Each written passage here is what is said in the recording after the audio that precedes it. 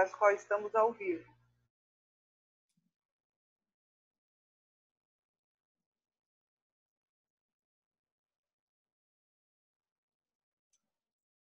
Boa noite a todas e todos. Professor José Pascoal Vaz, estamos ao vivo. Boa noite. Essa aqui é uma realização, uma live ao vivo. É uma realização do Fórum de Economia Solidária da Baixada Santista. Estão trabalhando junto nesta mediação a Alciele Santos e a Márcia Reis. Estão dando suporte para o nosso trabalho. Nós vamos falar de um assunto muito importante, que é sobre desigualdade na Baixada Santista e como resolvê-la, né? A gente já conhece bem, quando falar de desigualdade, sobre o Brasil. O Brasil é o país mais desigual do mundo, junto ao Catar, então isso todo mundo sabe. E a Baixada Santista também tem vários exemplos de muita desigualdade, né? Só que os trabalhos que existem hoje na Baixada Santista são trabalhos esporádicos, sem continuidade, né? Sem especificar necessidades por bairros, apenas por indicadores gerais. Nós já tivemos o NESE aqui em Santos, que é da Unisanta, da Universidade de Santa Cecília, que funcionou por 15 anos.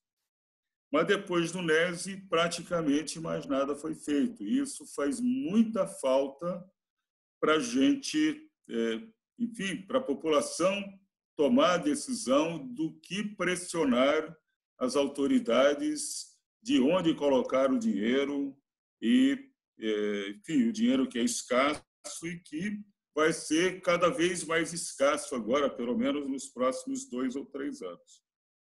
Então, esse trabalho que a Larissa vai apresentar, a Larissa Corolla, é um trabalho pela Unesp, né? É um trabalho que vem suprir essa imensa necessidade que a gente tem aqui na Baixada, né? A gente tem coisas na Baixada que a gente não acredita, né? Temos, por exemplo, o DIC, que é um conjunto de favelas a pau a pique, né? Com 7, 10 mil unidades, uma extrema pobreza, e, no entanto, agora está sendo proposto gastar 15 milhões de reais na reforma de uma praça, né? Numa praça à beira-mar, né? O que é um crime fazer isso com tanta falta de recursos e com tanta necessidade do outro lado. Então, o que a gente está propondo aqui nessa live é a Larissa, né, que faz parte, a Larissa está desenvolvendo uma pesquisa junto com a orientação do professor David Sansolo, da Unesp, e ela vai mostrar quais são os indicadores econômicos e sociais da Baixada Santista, como é que eles se distribuem. E depois disso, a gente tendo consciência dessa situação, a gente vai ouvir o José Carlos Azevedo, que é secretário de Economia Solidária de Maricá, e vai nos trazer as experiências que eles têm lá para a gente ver o que a gente pode aproveitar, de que maneira que a gente pode adaptar aqui para a nossa região. A Larissa Caroca, ela é geógrafa, é graduanda em Ciências Biológicas pela Unesp e é pesquisadora do projeto desenvolvido aí nesse segmento da agroecologia. Então, eu passo a palavra para a Larissa, que vai ter 30 minutos para fazer a exposição. A gente já combinou isso antes, ela acha que 30 minutos é adequado. E depois disso, então, entra o José Carlos Azevedo com as políticas públicas que acontecem lá em Maricá, né? Então, por favor, Larissa Caroca, você está com a palavra. Boa noite. Eu vou compartilhar minha tela, só um momentinho. Vocês conseguem ver? Estão Eu estou vendo? vendo muito bem. Tá. Tá. Eu vou começar contextualizando um pouco do projeto, né? E o porquê que a gente está fazendo essa pesquisa dos indicadores. No caso, os parceiros do projeto é a Open University, o territorial da Unesp, a Unesp de São Vicente, do CLP, o Laboratório de Planejamento Ambiental e Gerenciamento Costeiro, também da Unesp, a Comunidade de Estudos da Jaina, o Fórum de Comunidades Tradicionais, também tem o Fórum aqui da Baixada, aqui não está na imagem, mas eles também fazem parte, a Fiocruz e o Observatório de Territórios Sustentáveis e Saudáveis da Bocaina.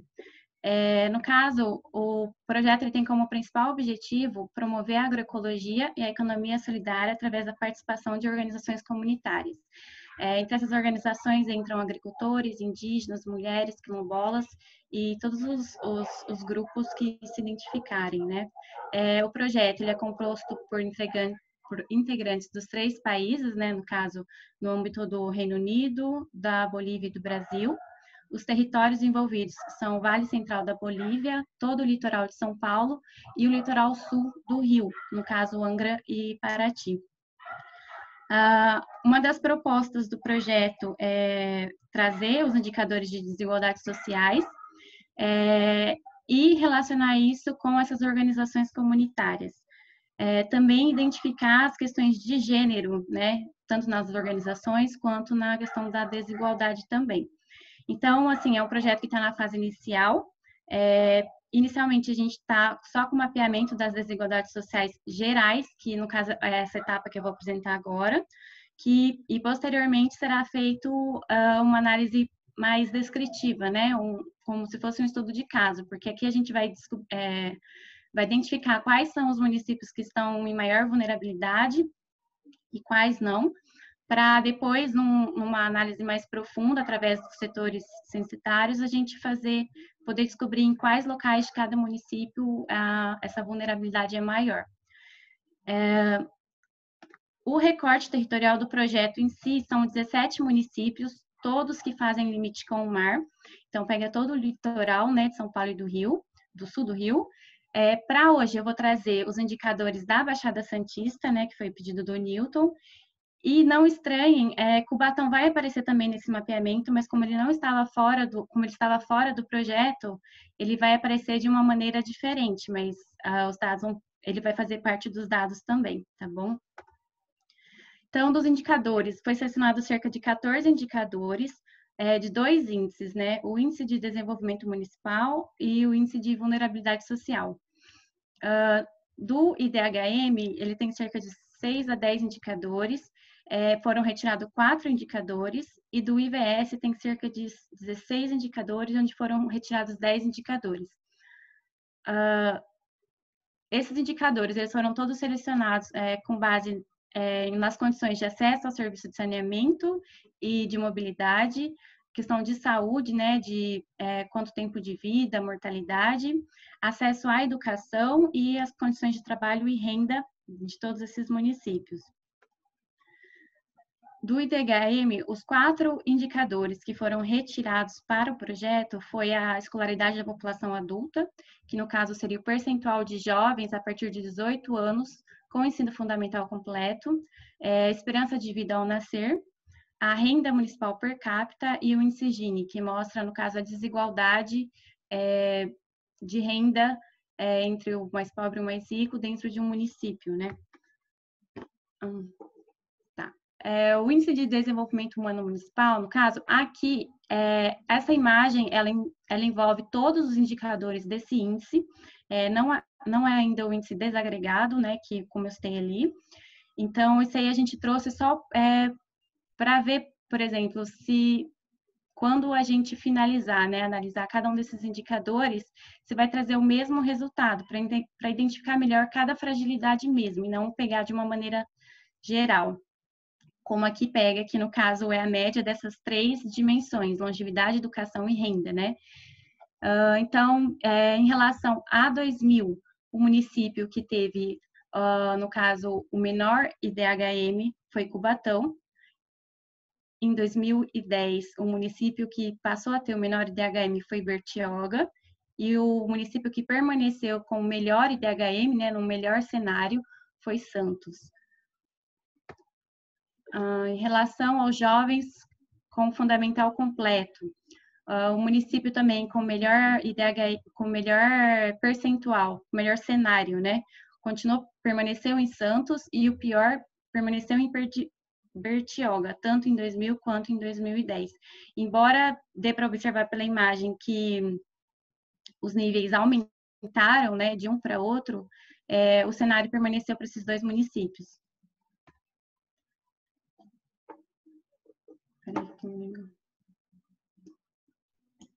A esperança de vida ao nascer. No caso, essa é a estimativa de vida, a expectativa de vida da pessoa que nasce no mesmo município, e caso a mortalidade também permaneça dentro da estimativa esperada.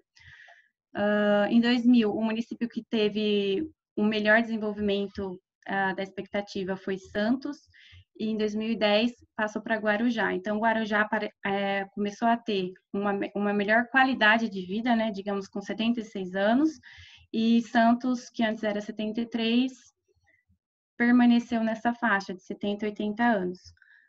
Mongaguá também no caso, foi o pior município em 2000, sendo que com uma faixa de 70 anos. Em 2010 passou para Bertioga com uma faixa de 74 anos. A cada 10 anos aumentou a expectativa de vida em todos os municípios, mas o cenário de um município para outro mudou.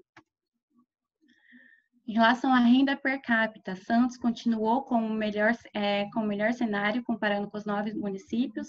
No caso de Cubatão, ele passou a ser ao menor cenário, né, ao município que tem menor renda, na faixa de R$400 a R$700, e mesmo após 10 anos, não houve alteração. Então, esse município ele continuou na faixa, assim como Mongaguá e Itanhaém. O índice de Gini. O índice de Gini, no caso, ele é medido de uma forma contrária, né? Quanto mais próximo de 1, significa que a desigualdade é máxima, e quanto mais próximo de 0, menor é a desigualdade. Então, nesse âmbito, em 2000, Peruíbe foi o que teve uma maior desigualdade em relação aos outros municípios, e Cubatão uma menor desigualdade. Em 2010, Santos passou por uma maior desigualdade e Cubatão permaneceu com a menor. Lembrando que, assim, são dados comparados com esses 9 municípios, tá? Provavelmente, quando fosse relacionado com os outros municípios de todo o litoral, os índices seriam muito menores que esse. Tá. Aí, agora, da tabela de frequência dos municípios que apareceram com maior frequência em cada indicador. Então, foram 4 indicadores do IDHM, né? Em 2000, os municípios que apareceram com pelo menos um indicador foi Bertioga, Mongaguá e Cubatão. Santos, ele teve 3 dos 4 indicadores de melhor cenário. Cubatão foi o município com menor desigualdade, e Peruíbe com maior desigualdade. Lembrando que isso em relação ao índice Gini. Em 2010, o cenário mudou. Então, Bertioga ele ganhou um indicador e Mongaguá perdeu outro indicador. Então, aí o que leva a um questionamento, né? Porque se foi Mongaguá que melhorou ou se foi Bertioga que piorou? Cubatão permaneceu na desigualdade e Santos, dessa vez, tirou o lugar de Peruíbe, né? E passou a ter uma maior desigualdade em relação também ao índice Gini. Agora, do índice de vulnerabilidade social. Esse índice também, nessa imagem, ele está representando os 16 indicadores do índice, né? Todos dessas 3 dimensões de infraestrutura urbana, capital humano, renda e trabalho. O capital humano aqui seria questão de educação e vida, e a expectativa de vida também, mortalidade, essas coisas.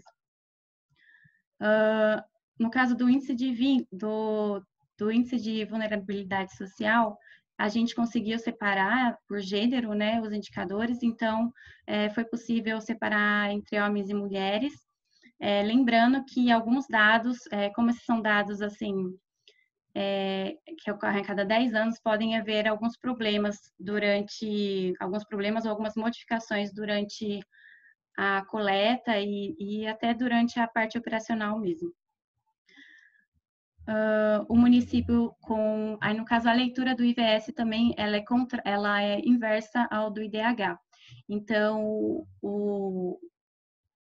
conforme o número fica mais próximo de 1, maior é a vulnerabilidade, conforme ele fica mais próximo de 0, menor é a vulnerabilidade. Então, para facilitar nas cores, as cores mais escuras são as mais vulneráveis. O Santos, em 2000, ele era o município que tinha menor vulnerabilidade, e Mongaguá, o município com maior vulnerabilidade. Em 2010, o cenário para Santos continuou, ele permaneceu sendo com menor vulnerabilidade, diminuiu, inclusive, e para Mongaguá mudou. No caso, ele reduziu o nível, né, de vulnerabilidade, e Praia Grande ficou com um maior indicador. No caso, em 2000, os dois municípios estavam em alta vulnerabilidade, só que Mongaguá conseguiu reduzir 2 níveis e Praia Grande reduziu apenas 1. Também fica um questionamento, né? Aí do IVS desagregado, os 10 indicadores que a gente selecionou foi coleta de lixo, saneamento inadequado, tempo casa-trabalho, mortalidade infantil, crianças que não frequentam escolas, mães jovens, analfabetismo, crianças vulneráveis, renda inferior a meio salário mínimo e trabalho infantil. De acordo com o percentual de pessoas em domicílios com abastecimento de água e esgotamento sanitário inadequados. Aqui todos os municípios ficaram na faixa de 0 a 5%, tá? Sendo que o município, em 2000, Santos era um município que tinha menor percentual, né, de domicílios com abastecimento de água inadequado, e Mongaguá era o que tinha maior vulnerabilidade desse percentual.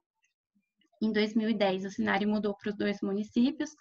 Cubatão ficou sendo o município com maior vulnerabilidade e Praia Grande com menor. Aqui tá os dois juntos, homens e mulheres, porque os valores são muito próximos e na representação gráfica ficaria o mesmo mapa, tá? Então, por isso que ele ficou junto. De acordo com o percentual da população que vive em domicílios urbanos sem o serviço de coleta de lixo, em 2000, Santos foi, no caso, o melhor entre os 9 municípios e Itanhaém foi o pior entre os 9. Também isso, no caso, para homens e mulheres. Em 2010, Santos permaneceu, Itanhaém também permaneceu, mas aí teve um avanço, né? No caso, Itanhaém e Mongaguá, eles estavam na faixa de 5 a 10% antes em 2000, e para 2010 eles conseguiram reduzir isso. Então, já teve um avanço nessa parte. Percentual de pessoas que vivem em domicílios com renda per capita inferior a meio salário mínimo e que gastam mais de 1 hora de trabalho. Isso aqui é o tempo trabalho, né? Em 2000, no caso, as mulheres, esse dado é só de 2010, tá, gente? Apesar de nos Atlas ter 2000 e 2010, os dados são os mesmos. Então, a metodologia ficou só considerando 2010. Aí, no caso das mulheres e dos homens, né? O cenário para os dois foi o mesmo. Tanto para as mulheres e homens, a maior vulnerabilidade foi em São Vicente e a menor foi em Bertioga. Então, o percentual de mortalidade até 1 ano de idade, no caso das meninas. Cubatão ficou com menor vulnerabilidade nos 2 anos, com menor vulnerabilidade nos 2 anos, no caso de 2000 e 2010.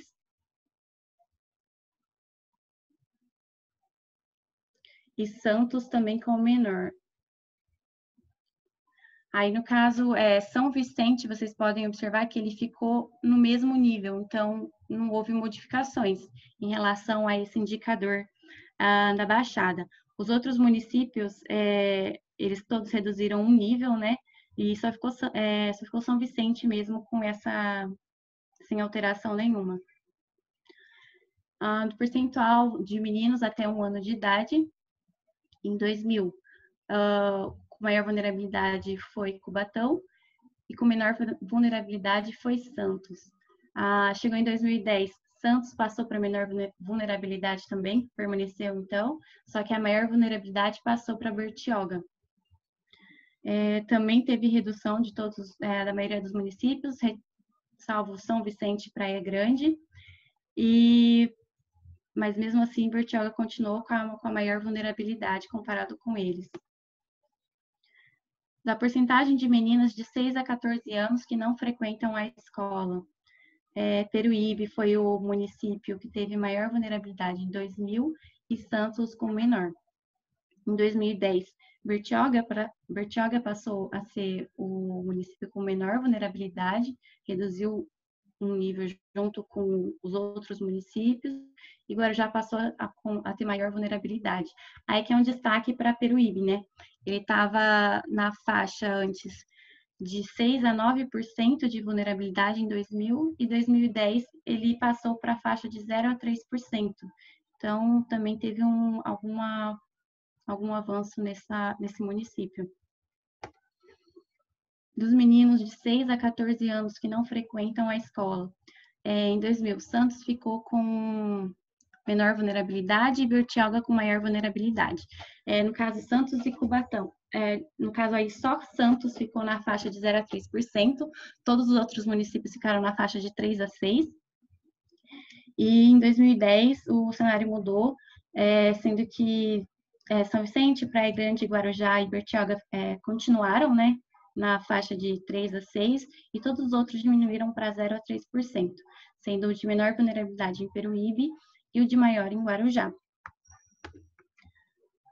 De acordo com a taxa de analfabetismo de mulheres de 15 ou mais anos de idade, Santos, em 2000, apareceu com menor taxa, e em 2010 também com menor taxa. No caso de 2000, Peruíbe chegou numa taxa de 8,5%, e em 2010, Peruíbe permaneceu, embora tenha reduzido para 6,48%.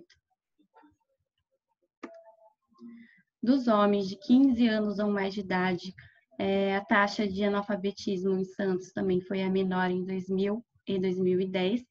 Em 2000, Itanhaém ficou com a maior taxa, e em 2010, essa maior taxa passou para Bertioga. No caso, não é que passou, né? Que, na realidade, os outros municípios que melhoraram, e só Bertioga que permaneceu nessa faixa de 6 a 9%. Do percentual de crianças que vivem em domicílios em que nenhum dos moradores tem ensino fundamental completo, das meninas. Então, no caso das crianças vulneráveis, né? Em 2000, Bertioga foi o município com maior percentual de meninas vulneráveis, e Santos foi o menor, foi o município com menor vulnerabilidade. Em 2010, Bertioga teve redução desse percentual, mas ela ainda continuou em destaque. E Santos também teve redução e continuou em destaque. Dos meninos vulneráveis, em 2000, Bertioga ficou também como maior taxa, ficou também como maior percentual, Santos como menor. E em 2010, Bertioga permaneceu como maior e Santos como menor, isso para os meninos. Percentual de mulheres de 10 a 17 anos que tiveram filhos, mães jovens. Aí, nesse caso, é um indicador somente das mulheres. Não tem esse indicador para homens, então, uma das limitações também de fazer comparação entre os gêneros, no final, pode ser essa. Em Santos, em 2000, Santos ficou com menor vulnerabilidade, né? Menor número de mães jovens, e Peruíbe com o maior número. Em 2010, Santos permaneceu, reduziu esse percentual, e Bertioga aumentou. Então, assim, Peruíbe melhorou e Bertioga piorou, né? De 2000 para 2010. Da proporção de mulheres com renda domiciliar per capita igual ou inferior a meio salário mínimo. Santos continuou em 2000 e 2010 com menor proporção, e Peruíbe em 2000 era de maior proporção, e em 2010 ele reduziu e saiu do destaque, né? Passando esse destaque, no caso, para Mongaguá. Dos homens com renda domiciliar per capita igual ou inferior a meio salário mínimo, em 2000, Santos permaneceu com a menor proporção, em 2010 também, tendo redução. Aí, no caso do de maior proporção, antes, em 2000, ficou Itanhaém, e em 2010 passou para Mongaguá também, igual das mulheres. Das taxas de atividade das mulheres de 10 a 14 anos de idade, no caso é o trabalho infantil. Santos foi o que teve a menor taxa nos 2 anos, né, comparado de 2000 a 2010.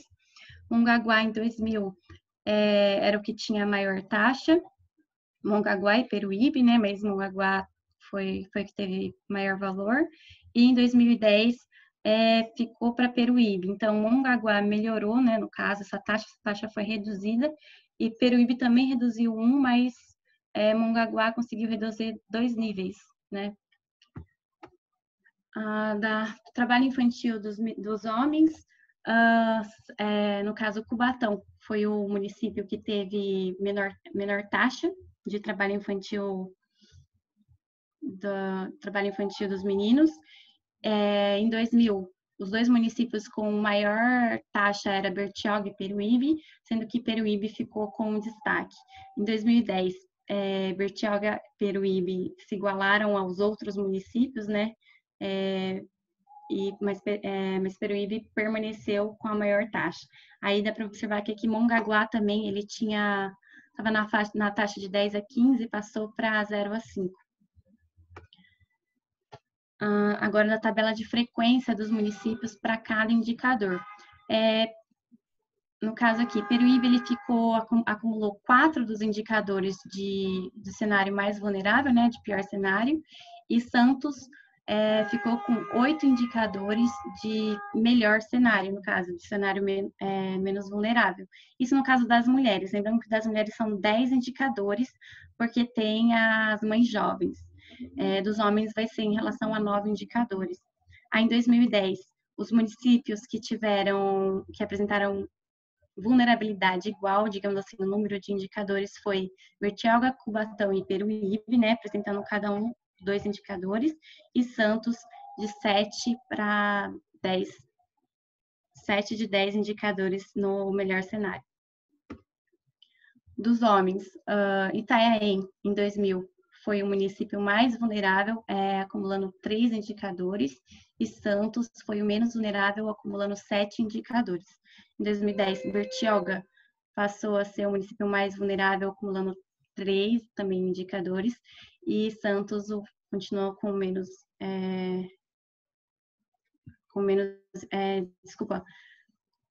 mais indicadores no cenário de menos vulnerável. Tá, agora um apanhado geral dos municípios que mais apareceram no melhor e pior cenário.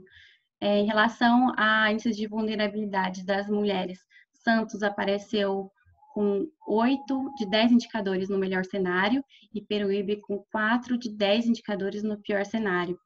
Em relação aos homens, Santos apareceu com 7 dos 9 indicadores no melhor cenário, e Itanhaém com 3 dos 9 indicadores no pior cenário.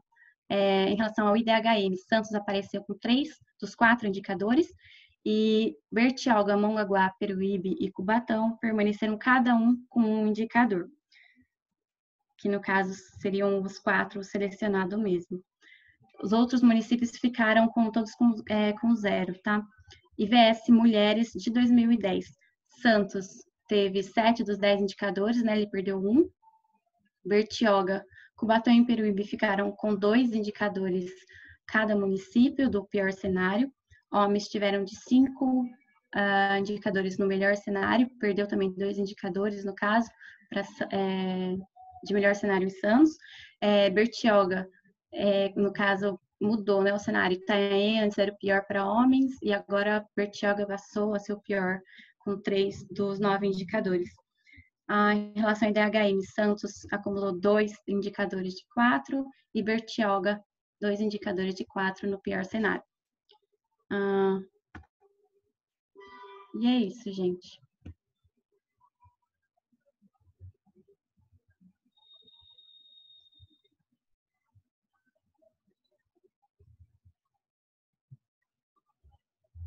Ai, mentira! Que isso? Pascoal?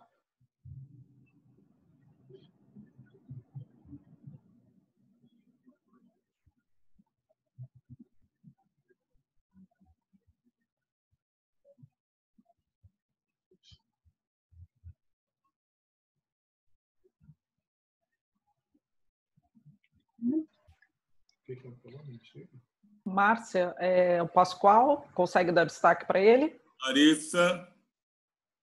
Pronto, Pascoal, pode seguir. Oi, Larissa. Deixa a Larissa ver, eu não sei se houve algum problema. Oi. Não, é que ela... Como que eu faço? Ainda tem um tempo bom para ela, enfim, se ela quiser colocar mais alguma coisa, né?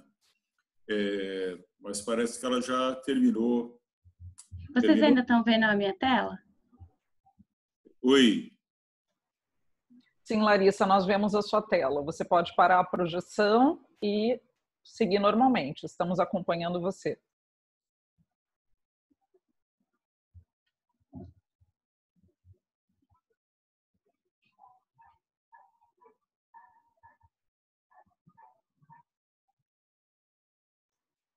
Professor Pascoal, convido, enquanto a Larissa ajusta a projeção, fazer alguns comentários iniciais, pode ser? Eu ia deixar para fazer uns breves comentários a respeito da apresentação dela ao final, né? Depois que o José Carlos falasse também, mas mostrar o seguinte, que a apresentação dela foi... É muito difícil fazer esse tipo de apresentação, né? É muita informação, enfim, e com grandes dificuldades, né? Eu imagino as dificuldades que a Unesp, a Agroecologia, o Davis, a Larissa estão tendo para executar esse tipo de trabalho, né? Você vê, o dado é de 2010 e a gente que ia ter agora o censo de 2020, a gente não vai ter mais. Sem contar que bem antes da pandemia, né, o governo já tinha cortado 40% da verba do IBGE. Né? Outra coisa é que esses dados também são dados gerais, né? São dados, vamos dizer assim, médias para município. E a gente não tem a desigualdade desses indicadores em cada município, o que é também uma tremenda dificuldade, né? E por isso que eu acho que o poder público na Baixada vai ter que colocar dinheiro, né, para financiar pesquisas junto à Unesp, junto à Unifesp, junto às universidades privadas, fazer um pool, né, para criar realmente um banco de dados que possa mostrar a situação por bairros, né? Por exemplo, por bairros, para saber quais são os bairros, né, em que você pode atuar. Eu notei aqui desse número grande de dados, né, essa coleção forte aí de dados que a Larissa apresentou, dá para perceber o seguinte: o IDHM, que é o Índice de Desenvolvimento Humano Municipal, o menor deles era 0,612 e o maior deles era 0,785, que era o de Santos, o melhor deles. Mas a gente sabe da desigualdade em Santos, né? Então, a gente apresenta esses dados muitas vezes, e eu também, às vezes, me entusiasmo com eles, né, como sendo dados muito bons, mas quando você vai ver a desigualdade no município, né, é uma desgraça que a gente acaba vendo, né? Santos tem o melhor IDHM, mas tem o pior Gini, né, pelos dados que a Larissa mostrou. Santos também tem, assim como o IDH, tem o PIB per capita, o melhor PIB per capita da região. Mas na hora que a gente coloca a desigualdade no meio, como a Larissa mostrou, né, a nossa desigualdade é enorme, né? A mesma coisa com o índice de vulnerabilidade social, né? Santos também tem a menor vulnerabilidade social, né? O que é um dado bom, mas é preciso ver quais são, né, como é que é o índice de vulnerabilidade, por exemplo, nas praias, e como é o índice de vulnerabilidade na zona noroeste, no DIC, né? Eu acho que isso é absolutamente essencial para priorizar os investimentos, a alocação de recursos dos municípios, né? Eu acho que os candidatos a prefeito e os candidatos a vereadores precisam prestar muita atenção nisso, e nós vamos ter um ano muito difícil, um 2022 também muito difícil, e é muito importante que isso esteja na consciência não só de vereadores e prefeitos, mas também da população. A população vai ter que pressionar muito para colocar o dinheiro no lugar certo. E eu acho que agora, se a Larissa não tiver mais alguma coisa para acrescentar, a gente podia passar para o José Carlos Azevedo. Ele é o secretário de Economia Solidária do município de Maricá. Ele foi dirigente do Sindicato dos Metalúrgicos do Rio de Janeiro, pela CUT, né? Vinculado à CUT. Ele é fundador do PT e da CUT. Ele foi, inclusive, da direção nacional executiva da CUT. Foi secretário do Trabalho e adjunto de articulação política do Lindbergh Farias, do prefeito Lindbergh Farias, em Nova Iguaçu, e foi chefe de gabinete do Washington Quaquá, né? Então, acho que nós vamos ter uma pessoa aí com muita qualificação também, né, e com muita experiência para a gente olhar, para a gente escutar, viu, José Carlos? Você está com a palavra, tem 30 minutos, e acho que a gente vai poder depois conversar e as pessoas que estão assistindo fazer perguntas pelo chat, né?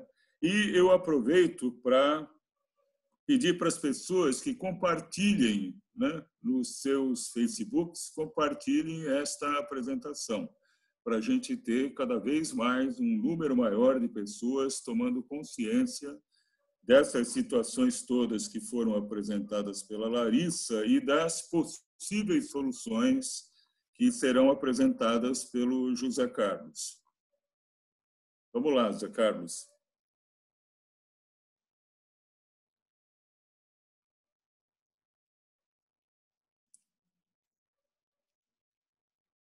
José Carlos, você está com um problema no microfone aí.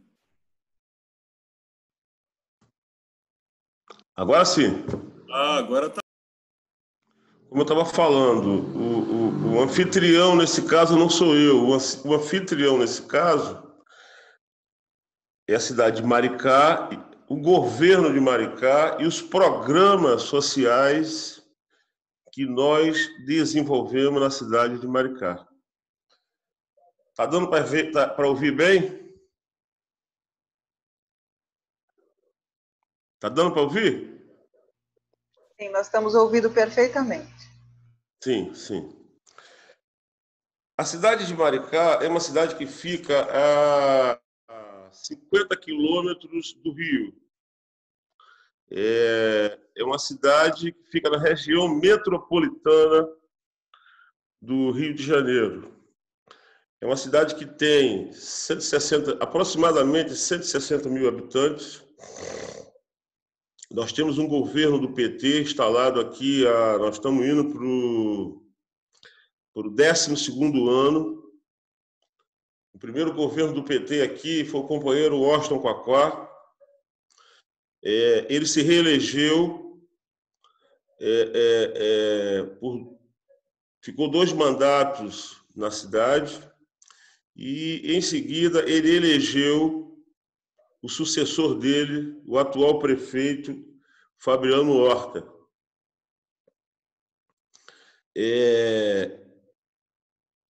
Eu gosto de falar da cidade de Maricá porque a cidade de Maricá tem uma cesta de programas sociais que beneficia, sobretudo, o povo mais pobre. Essa apresentação da Larissa, eu fiquei prestando atenção na vulnerabilidade social da cidade da Baixada Santista, é muito grande. E aqui a gente tenta corrigir, aqui em Maricá, a gente tenta corrigir essa vulnerabilidade social. Na Secretaria de Economia Solidária, nós desenvolvemos alguns programas sociais. O programa social que eu quero destacar é a renda básica de cidadania. Eu sempre que falo da renda básica da cidadania, eu gosto de falar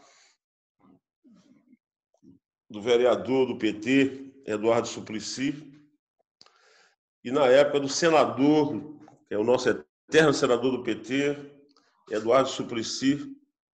E hoje, no período da pandemia, nós vemos neoliberais defendendo renda básica para a população. Mas naquela época, o companheiro Suplicy foi um dos grandes percussores da renda básica de cidadania no Brasil. Em Maricá, no ano de 2013, no governo do Washington Quaquá, nós implantamos, na época não era eu que estava na Secretaria de Economia Solidária, na época eu estava no gabinete do Quaquá, como chefe de gabinete, mas o governo de Quaquá implantou um programa piloto aqui no município, que na época a gente chamava de moeda mumbuca. Nós tivemos muitos problemas, inclusive com aliados nossos, porque eles não entendiam como o governo municipal podia destinar parte da verba arrecadada no município para a população mais pobre do município. A oposição chegou a falar que nós estávamos comprando voto da população mais pobre do município. Apesar de todas as dificuldades, nós conseguimos implantar esse programa piloto, chamado Moeda Mumbuca. Mumbuca porque em Maricá tem um bairro chamado Bairro Mumbuca. E nesse bairro, corta esse bairro um rio, também chamado Rio Mumbuca. É um bairro tradicional de famílias pobres aqui no município. E o prefeito, na época, resolveu homenagear esse bairro e colocou o nome da moeda social e do programa Mumbuca. Programa Mumbuca e Moeda Mumbuca. Nós tivemos muita dificuldade na época para esclarecer para a população o que era esse programa. A população não entendia. No lançamento do programa, em 2013, quando o programa foi lançado, apenas 40 beneficiários, 40 pessoas se inscreveram no programa. E o programa destinava para cada beneficiário 70 mumbucas, que equivale a R$70. E essa moeda social, ela só pode circular no âmbito do território da cidade de Maricá, porque nós pensamos, na época, primeiro em beneficiar a população mais pobre do município e, em seguida, desenvolver o comércio local na cidade e gerar renda para o município. O tempo passou, a moeda social se estabeleceu, a população acreditou na moeda social. Nós reelegemos o prefeito Fabiano Horta. O prefeito Fabiano Horta manteve a moeda social na cidade, ampliou a moeda social. E no ano de 2019, o prefeito Fabiano Horta transformou a moeda Mumbuca em renda básica da cidadania.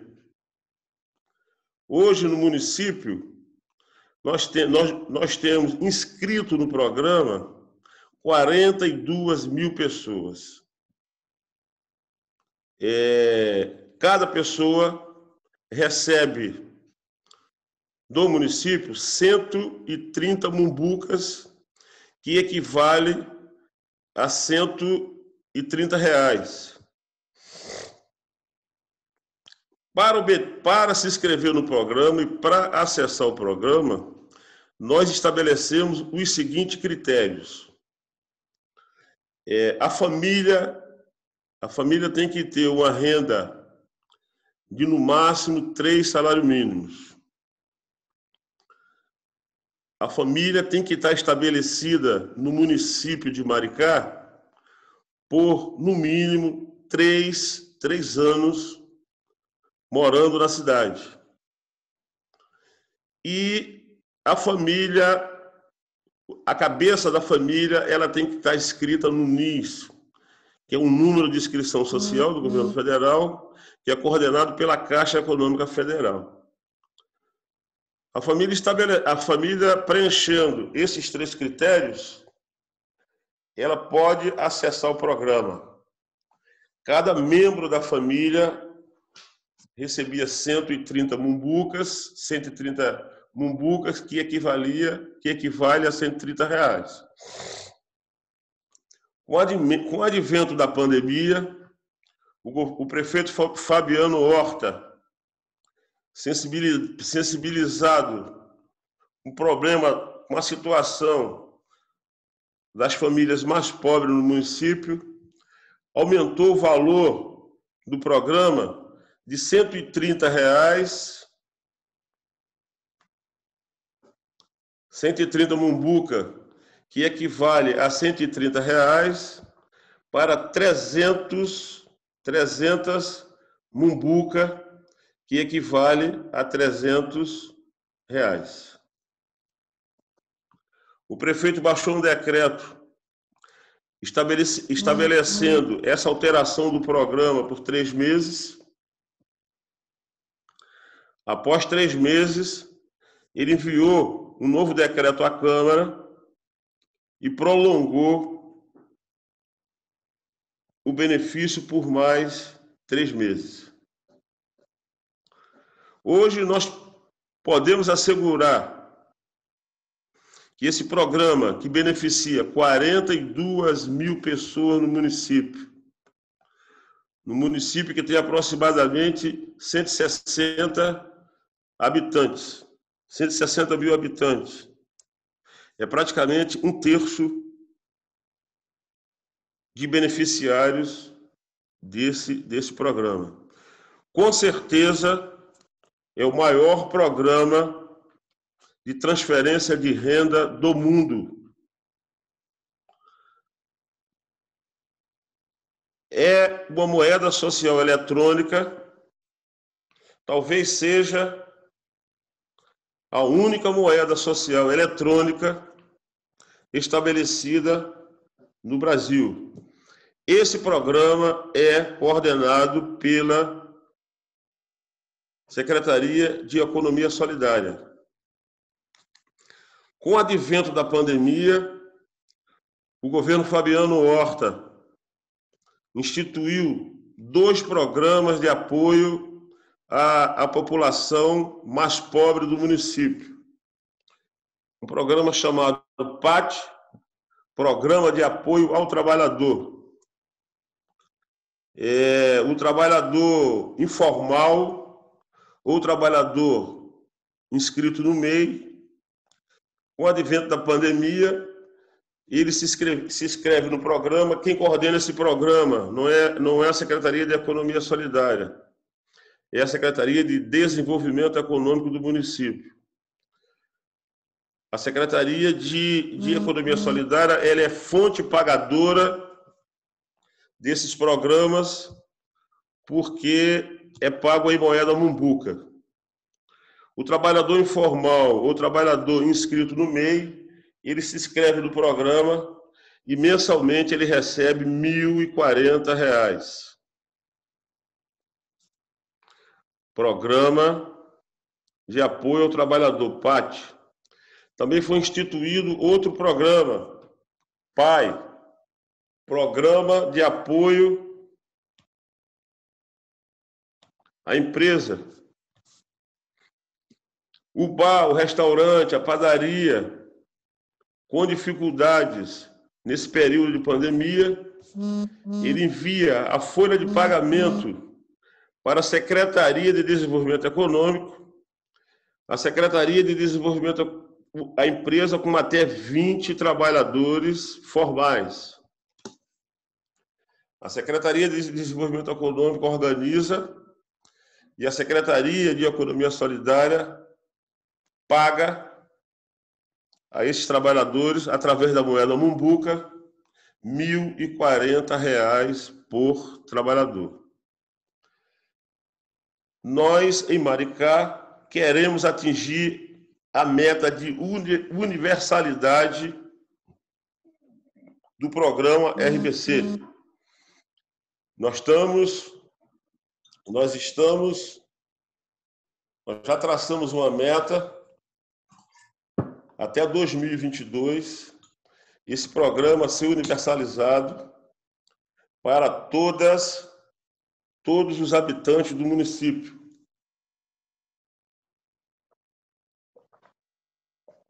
A verba desse programa advém dos royalties de petróleo. Nós defendemos no município que a riqueza do município, a riqueza do subsolo, que o governo municipal organiza, ela tem que ser distribuída para todos os habitantes do município. Nós criamos um fundo solidário no município. Esse fundo já tem 760 milhões. 3% de toda a arrecadação. 3% de toda a arrecadação em royalties de petróleo no município, 3% vai para esse fundo. E esse fundo se destina, quando o petróleo começar a acabar e a findar no município de Maricá, esse fundo vai gerir recursos para manutenção dos programas sociais da cidade.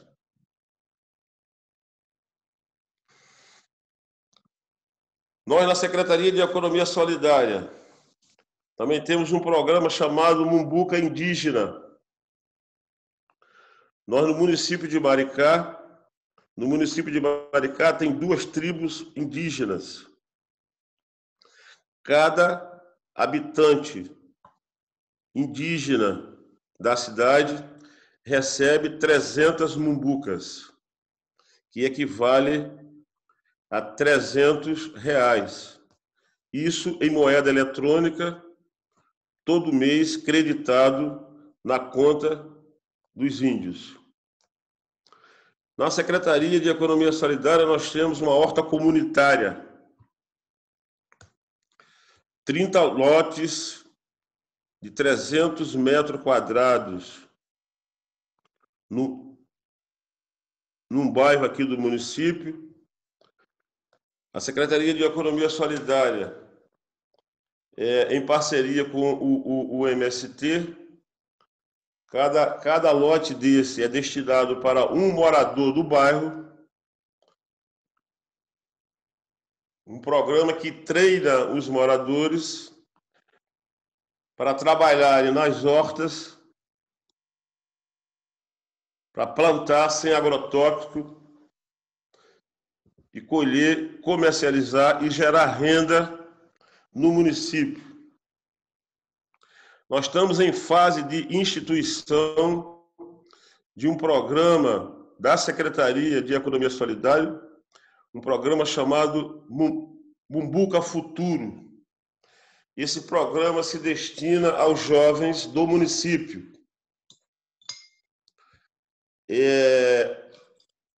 Esse programa tem transversalidade com a Secretaria de Educação.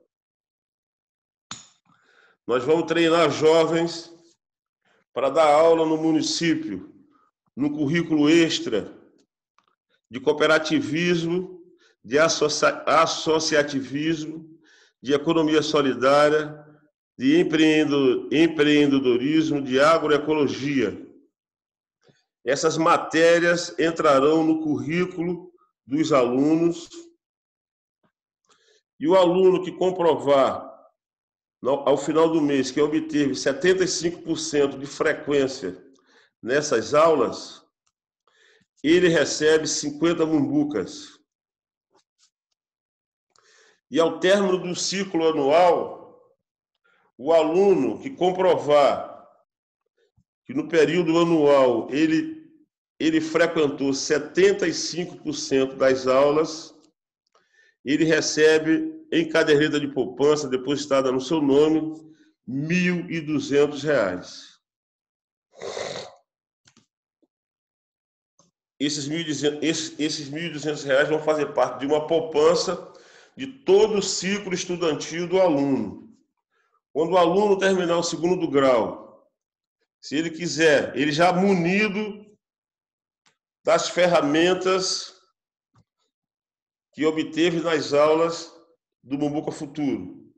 Se esse aluno quiser se juntar a mais 2 ou 3 alunos ou mais e quiser montar um empreendimento cooperativo na cidade de Maricá, ele pode sacar esse dinheiro e fazer um empreendimento coletivo. Se ele for para a universidade, se ele passar para a universidade e quiser sacar esse dinheiro para custear seus estudos, o município permite que ele saque e ele vai custear seus estudos na universidade. Eu gosto muito de falar dos programas sociais de Maricá, porque nós aqui temos uma cesta de programas sociais. Na Secretaria de Transporte, nós temos o programa Tarifa Zero. No município circula o chamado Vermelhinho. É o ônibus gratuito, que circula por todos os bairros da cidade. Ônibus novos, com ar-condicionado, com acessibilidade, com Wi-Fi, totalmente gratuito, para permitir que a população se desloque de um bairro para outro. Isso parece muito pouco, mas não é. Isso acaba beneficiando a associação mais pobre para visitar os seus parentes e amigos. Nós temos um programa na Secretaria de Educação chamado Passaporte para o Futuro.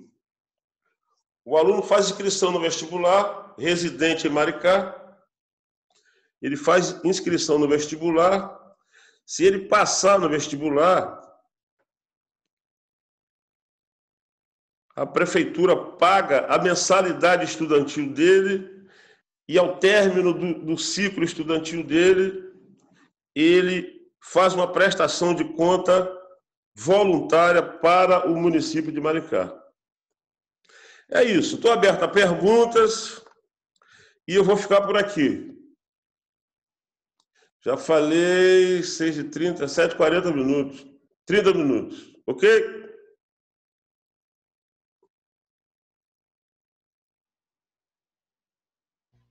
Seu som, Pascoal, por favor. Perdão, estava sem som. Obrigado, José Carlos, aí pela tua apresentação. Foi muito boa também, né?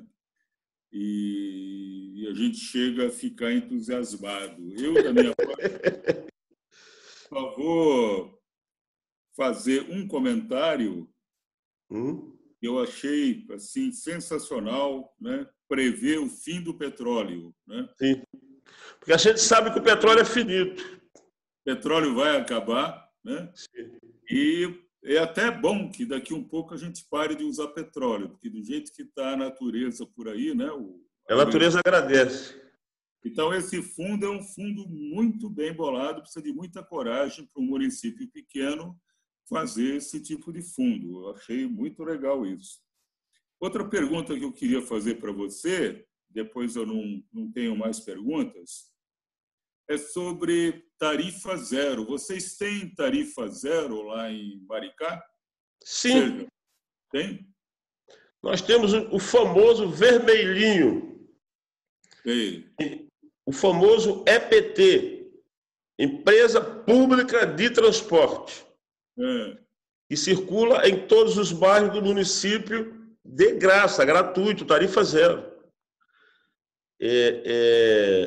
Pessoa de outros municípios que circula no vermelhinho, nós consideramos como morador do município e também viajam de graça com tarifa zero. Muito legal. É isso aí. Bom, agora chegaram algumas perguntas e tem uma pergunta aqui do Ricardo Oliveira. Se há alguma cobrança de taxa ou imposto na utilização do Mumbuca. Na hora que você troca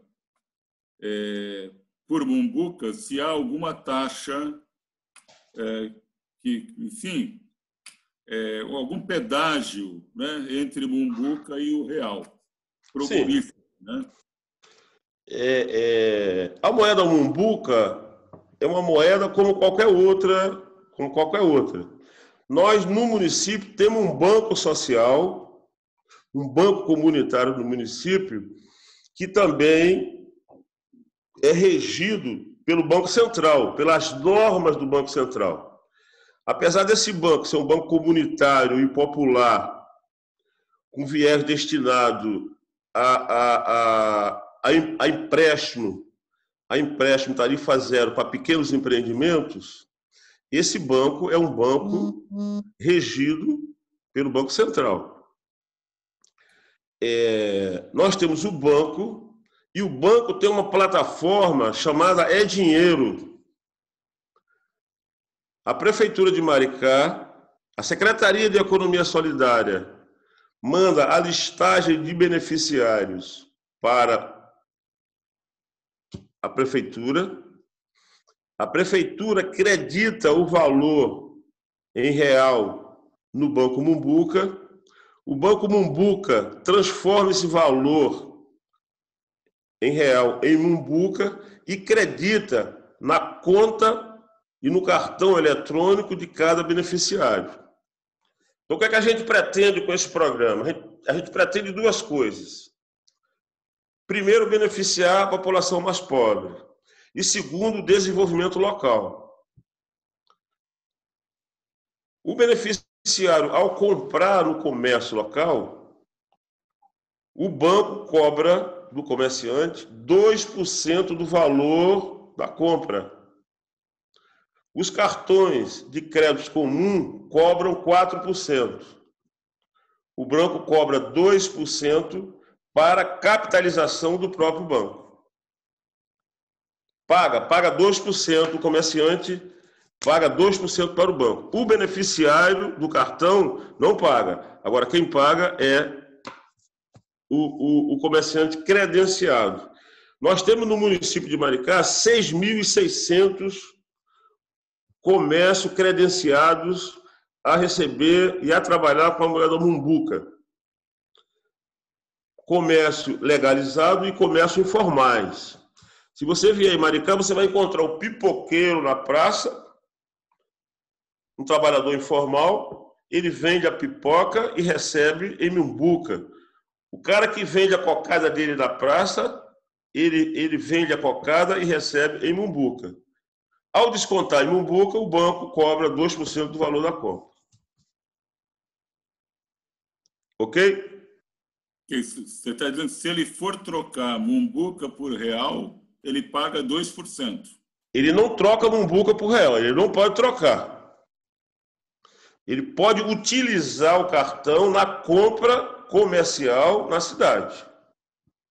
Não existe a possibilidade da troca por real. Ele pode comprar na farmácia, no supermercado, no bar, no restaurante. Agora, ele não troca. Quem converte de real para Mumbuca é o Banco Mumbuca. Nem no caso dele mudar de cidade, por exemplo, a família vai embora, ele também, nem assim ele pode. Não, ele não pode comprar, ele não pode utilizar o cartão em outro município. A máquina que utiliza o cartão Mumbuca, ele tem um georreferenciamento que só pode ser utilizado nas fronteiras da cidade de Maricá. Por que isso? Porque nós também queremos o desenvolvimento local, o desenvolvimento comercial da cidade. Tem um estudo do economista, do economista Mauro Osório, aqui do Rio. Ele fez um estudo sobre desenvolvimento local com a moeda Mumbuca. A moeda Mumbuca, para o município, significa 12% da massa salarial do município. Cada mês é injetado no município 16 milhões de reais. A arrecadação adicional para o município por conta da utilização do Mumbuca. Sim, sim. Bom, tem uma outra pergunta aqui.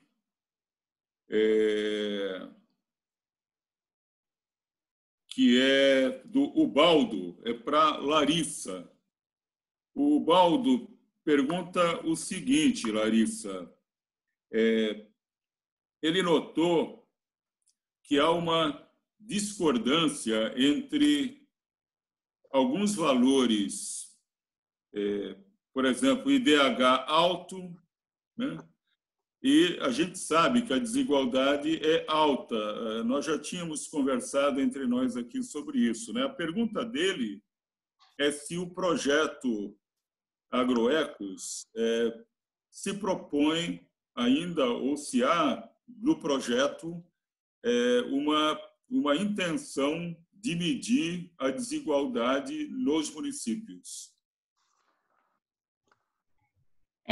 Então, assim, lembrando, né, respondendo a primeira pergunta, lembrando assim das limitações mesmo dos dados, né? Esses dados são dados de 2000 e 2010, ou de 2020, agora vai ser só em 2021, se acontecer mesmo.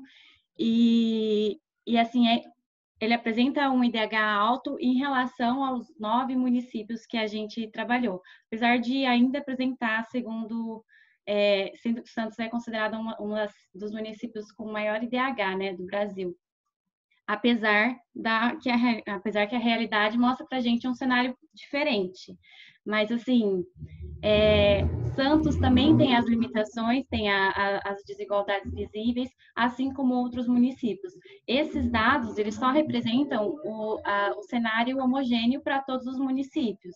Então, eles consideram, no caso, um universo... por exemplo, alguns dados desses indicadores, eles mostravam o universo amostral só de domicílios permanentes. Então, isso indica que domicílios temporários ou domicílios de veraneio, esses domicílios não entram na contagem do censo, né? Porque essas pessoas moram em outros municípios, então a pesquisa é feita nos municípios da residência fixa delas mesmo. Então, além dessas limitações, tem a questão do tempo, aí depois, como disse, essa é a etapa inicial, né? Porque como a gente pretende trabalhar com os 17 municípios e talvez acho que vai incluir mais alguns, a gente precisava ter uma base de primeiro com quais municípios começar essa análise, né? Identificar por que, por exemplo, por que Santos tem um alto IDH e, no caso, Bertioga apresenta um cenário mais vulnerável em relação aos outros. O que Santos tem de diferente que Bertioga não tem? Ou que outros municípios, o que alguns municípios melhoraram e outros municípios pioraram, e o motivo disso, né? Então, também as políticas públicas também é uma das ideias, né, da gente estar pesquisando nesse âmbito. E em questão aos municípios a fundo, a outra etapa do projeto é pegar os municípios de melhores índices, de piores índices, e fazer, sim, a pesquisa dos setores censitários, né, que são aqueles setores que são aqueles dados que são de recortes de dentro do município, né? Não necessariamente por bairro, mas de acordo com o número de domicílios que tem em cada setor mesmo. Isso também vai ser feito. Também vai ser pesquisado sobre a questão do território, né? A questão da orla, da vulnerabilidade da orla e da vulnerabilidade da área mais continental. Então, assim, são todas etapas que ainda vão ser trabalhadas no projeto, a gente vai trazer também em PDF, e assim, tá no caminho, tá em construção ainda. Esses dados que eu apresentei hoje são só mesmo os dados gerais, só para a gente ter uma noção de qual município está muito diferente do outro, qual que está na média, só para descobrir mesmo com quem que a gente vai trabalhar primeiro, na realidade. Acho que é isso. Se bem que você, no seu trabalho, você mostrou, né? Por exemplo, Santos com IDH alto, um dos mais altos do Brasil, você até citou, né? Índice de vulnerabilidade baixo, PIB per capita, um dos mais altos do Brasil também, e o Gini, um dos mais altos do Brasil também. Quer dizer, a contradição você, de alguma forma, você já está mostrando aí também, né? Sim. Bom, tem uma outra pergunta aqui, me fugiu aqui do WhatsApp, mas eu vou achar já. É do Guilherme Prado.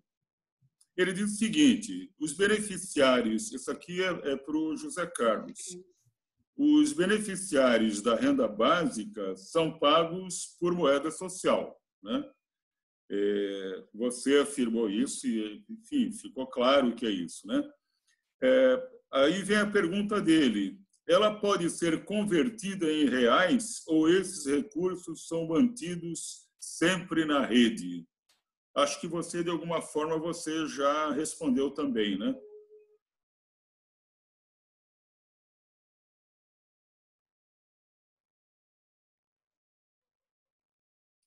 Seu microfone está fechado. Agora abri. A moeda social Mumbuca, ela não pode ser transformada em real.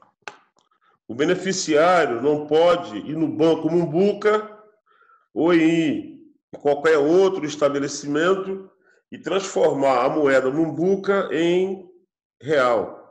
Ele pode comprar em 650 estabelecimentos credenciados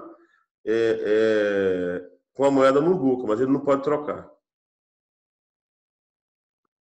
Tem uma pergunta aqui também do Newton Rodrigues, que agora, com essa sua resposta, eu acho que andei anotando errado aqui. Eu havia anotado, quando você fez a sua exposição, José Carlos, que há 6.600 municípios. 6.600 municípios. Há 6.600 comerciantes credenciados comerciantes a receber a moeda Mumbuca. Ok. Essa era a pergunta do Newton Rodrigues. Quantos estabelecimentos recebem a Mumbuca? 6.600.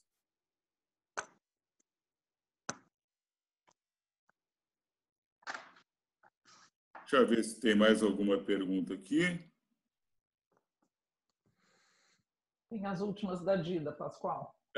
Outra pergunta é da Dida. Ela pergunta o seguinte: onde os comerciantes trocam em reais? O comerciante também não troca em real? O comerciante, sim. O comerciante troca em real. E paga aqueles 2%. Ele paga 2% ao Banco Mumbuca.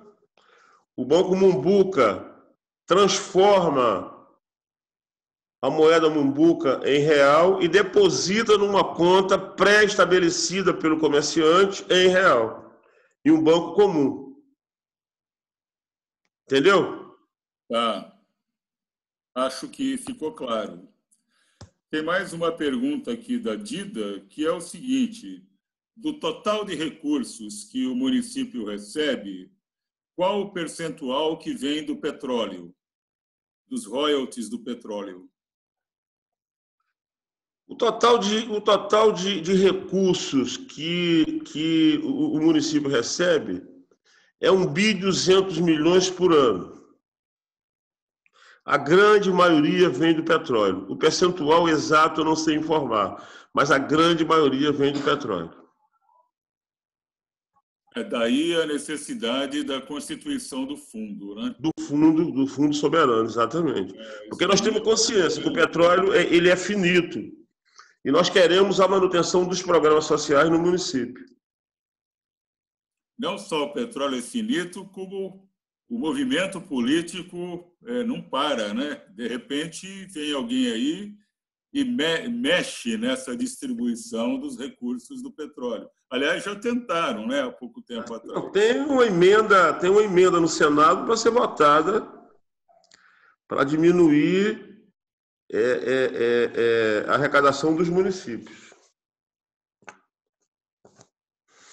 Bom, muito bom. Nós já estamos com 1h20 de apresentação. Eu pergunto se alguém tem mais alguma questão para levantar ou se a Larissa e o José Carlos têm alguma coisa a acrescentar, enfim.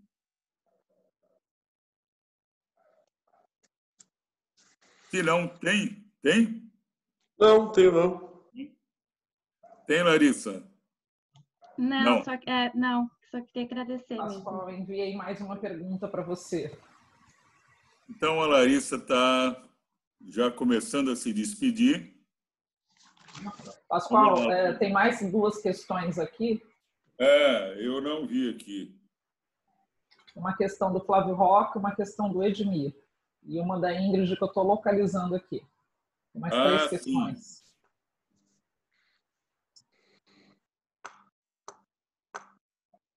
O Flávio Roca, ele pergunta como é a gestão do IPTU na cidade de Maricá. Tenho a impressão que ele está perguntando se o IPTU lá é progressivo, se vocês têm alíquotas diferenciadas.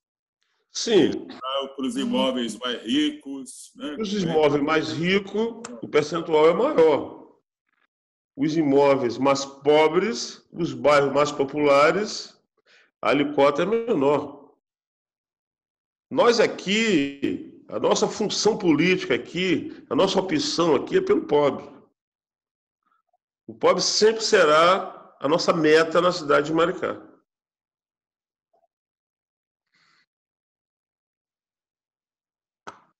A pergunta do Edmir Santos é se os preços praticados pelos comerciantes que recebem em Mumbuca, se esses preços têm diferença dos preços do mercado Sim. Daqueles estabelecimentos que recebem reais, né? Nós estamos comercializando com uma gama de comerciantes. E, infelizmente, nós comercializamos também com comerciantes desonestos.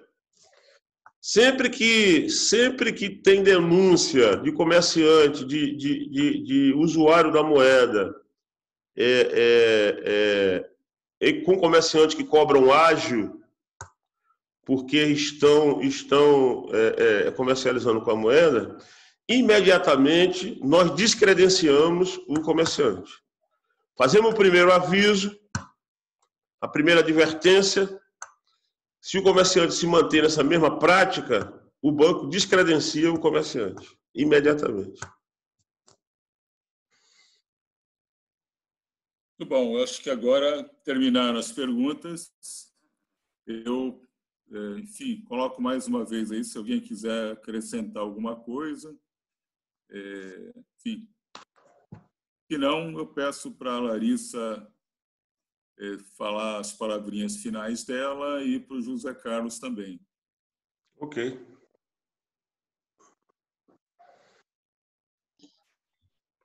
Não, eu queria agradecer mesmo pela participação. Achei muito interessante essas políticas de Maricá. Me lembrou até um pouco, assim, não todas, mas uma comparação com Paulínia também. É uma cidade que tem bastante políticas interessantes para a população. Mas no mais é isso mesmo. Muito obrigada. José Carlos. Eu também quero agradecer a participação e quero me colocar à disposição para qualquer esclarecimento extra live.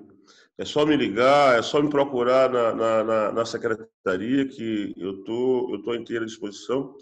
Eu quero aproveitar a oportunidade para convidar as pessoas de Santos, da Baixada Santista, para visitar a cidade, para respirar a atmosfera política de Maricá. Maricá é uma cidade muito bonita, uma cidade que tem 32 quilômetros de praia, é uma cidade que fica entre a praia e lagoa, tem um sistema lagunar belíssimo também. Eu sempre que falo em live, eu gosto de falar o que um jornalista de São Paulo, de uma agência, de um jornal espanhol, que eu fiz uma entrevista com ele há uns 15 dias atrás, de uma revista econômica. Ele entrevistou alguns beneficiários do programa, ele entrevistou algumas pessoas do Banco Comunitário e fez uma entrevista comigo como atual secretário de Economia Solidária do município. Ao término da entrevista dele, ele me disse o seguinte: vocês estão de parabéns, porque eu conheço várias cidades no Brasil e essa cidade ela transpira uma atmosfera de esperança e de bondade que eu não encontrei em nenhuma outra cidade. Como eu moro aqui, como eu sou daqui, a partir desse momento eu comecei a perceber e a prestar mais atenção na população de Maricá. A população de Maricá é uma população esperançosa, é uma população que acredita de fato no governo dessa cidade. E é isso, e estou à sua inteira disposição para qualquer esclarecimento. Até a próxima e boa noite. José Carlos, tudo bem? Tudo bem. Eu sou o Newton Rodrigues, eu fiz o convite a você e a Larissa para estarem conosco, eu pedi licença para entrar, para agradecer pessoalmente a vocês por essa explanação, essa exposição, por nos terem brindado com essas exposições, com o esforço de vocês, pelo excelente trabalho que fazem. O Fórum de Economia Solidária da Baixada Santista, ele vai continuar a fazer articulação política necessária para poder fortalecer a economia solidária na nossa região, vai continuar trazendo boas experiências. Nós vamos continuar o nosso trabalho de formação em Ecosol, nós vamos continuar a debater com todos os candidatos da Baixada Santista, de todos os partidos, com o objetivo de adotarem a economia solidária nas suas plataformas políticas. E nós não aceitamos, de forma alguma, que as pessoas relativizem todas as políticas públicas sociais de inclusão socioeconômica de Maricá. Nós não aceitamos que relativizem isso. Nós temos que questionar, na nossa região, é um prefeito que pega dinheiro público para investir na praia onde não precisa investir. Nós temos que questionar um prefeito que deixa grande parte da população dele à míngua, à miséria, destroçada, com fome, para poder investir na praia. Então, essa é a nossa posição. De forma alguma, nós não vamos admitir que Maricá, com as suas políticas sociais, seja relativizado, de falar que lá tem o dinheiro dos royalties, porque esse dinheiro arrecadado poderia ser aplicado também para os ricos, como ocorre aqui na cidade de Santos e como ocorre em outras cidades da Baixada Santista. Então, Maricá, para nós, é uma referência. Maricá é uma referência por todos que lutam por uma sociedade mais justa e igualitária. E nós, Zé Carlos, eu já estive em Maricá, eu sou do Rio de Janeiro, quero te dar um abraço. E quero que você leve o abraço do Fórum de Economia Solidária da Baixada Santista para todos os habitantes da cidade de Maricá, com o nosso agradecimento pela tua exposição como representante daquela população. Muito obrigado. Uma outra economia é possível. Viva o Fórum de Economia Solidária da Baixada Santista. Obrigado, Larissa. Obrigado, Zé Carlos. Muito obrigado, Pascoal, Márcia, Alciele e todos que estiveram para operacionalizar essa live. Foi muito exitosa. Eu costumo dizer o seguinte: não é a arrecadação do município que determina políticas públicas. Tem município que arrecada menos do que Maricá, tem município que arrecada mais do que Maricá e tem município que arrecada igual a Maricá. O que determina as políticas públicas são as políticas, são a vontade política do governo, são as decisões políticas do governo, não é a arrecadação. Muito obrigado e eu quero te parabenizar pelas tuas palavras e, ao mesmo tempo, agradecer. É decisão política que faz política pública, não é arrecadação.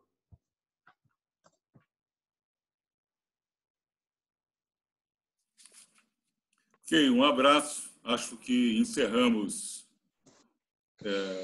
a apresentação de hoje. Muito obrigado a todos. Até a próxima. Boa noite. Boa noite.